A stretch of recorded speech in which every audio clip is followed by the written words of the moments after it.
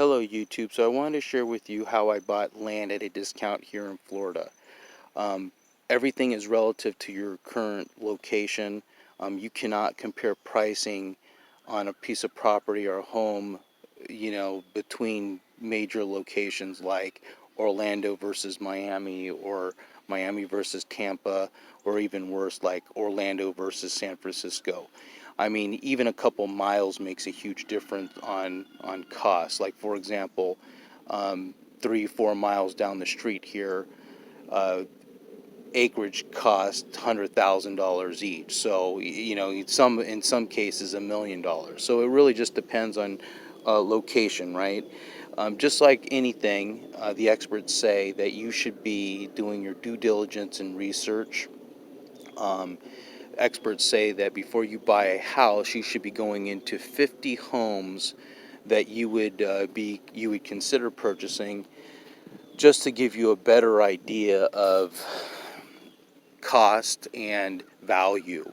When you're buying property, I did a lot of research on groundwater quality, what type of resources were on the property, how much work I needed to do to get the property in a livable situation, and or at least a satisfactory level.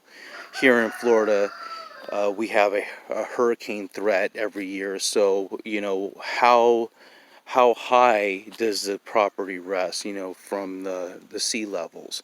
Is it prone to flooding? All these questions you need to ask yourself prior to buying a piece of property is, what is going to happen if a natural disaster happens in my particular area? How vulnerable am I on that threat? So all these little questions that you should be asking yourself, it's almost kind of like coming up with a checklist, so you kind of have a very clear understanding of what you're buying. In my case here, I bought this piece of property at a $50,000-$60,000 discount. As you could see from the video, is a family um, basically said, "Forget my life," and literally left everything here. And so this family originally came onto the property in the 60s, and then basically was handed down over the generations, and generations meaning 20 years, to the point where it is now, where when I first bought the property, there was trash literally littered throughout the property. What I've been doing slowly is getting big dumpsters and consolidating the trash and then putting the trash in a dumpster. So I was working with a real estate agent originally, but when I came across this property, I realized that if I put my labor into this property, that it could be probably pretty acceptable. And I offered the family, this was all done by email. I offered the family, ridiculously low price, and told them that I had the cash to purchase it,